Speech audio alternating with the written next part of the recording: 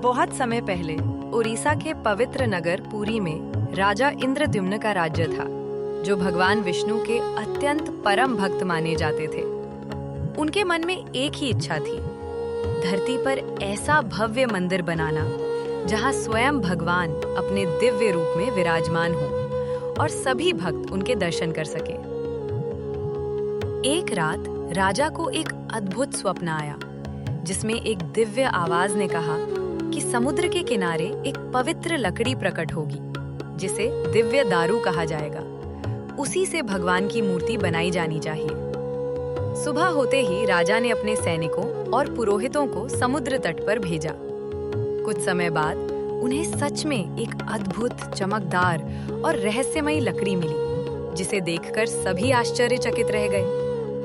तभी एक वृद्ध और रहस्यमयी शिल्पकार वहां आया, जिसकी आंखों में एक अलग ही तेज था।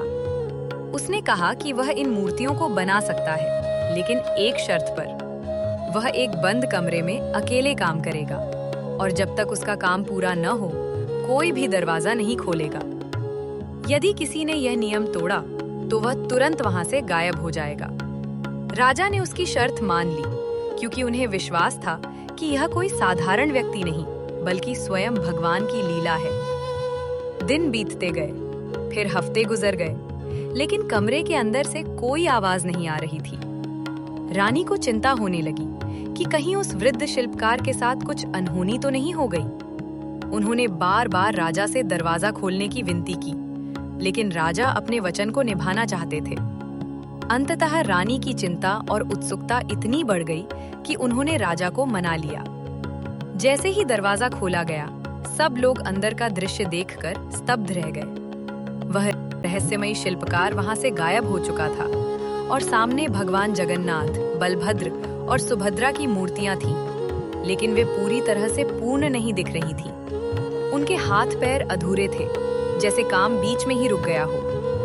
राजा को बहुत दुख हुआ कि उन्होंने अपना वचन तोड़ दिया, लेकिन तभी आकाशवाणी हुई, हे राजा, यही मेरा सच्चा स्वरूप है, मुझे इसी रूप में पूजो। यह सुनकर राजा समझ गए कि यह सब भगवान की ही लीला थी। तभी से जगन्नाथ मंदिर में इन्हीं अनोखी और रहस्यमयी मूर्तियों की पूजा की जाती है। इस मंदिर का सबसे बड़ा रहस्य नवकलेवर की परंपरा है, जो हर 12 से 19 साल में होती है, जब नई पवित्र लकड़ी से भगवान की मूर्तियां फिर से बनाई जाती हैं और एक गुप्त प्रक्रिया के माध्यम से ब्रह्म तत्व पुरानी मूर्तियों से नई मूर्तियों में स्थानांतरित किया जाता है। इस प्रक्रिया के दौरान मंदिर के अंदर गहरा अंधकार रखा जाता है और केवल कुछ विशेष पुजारी ही इस कार्य को करते हैं। कहा जाता है कि जिसने भी इस रहस्य को जानने की कोशिश की, वह कभी भी पूरी सच्चाई नहीं समझ पाया।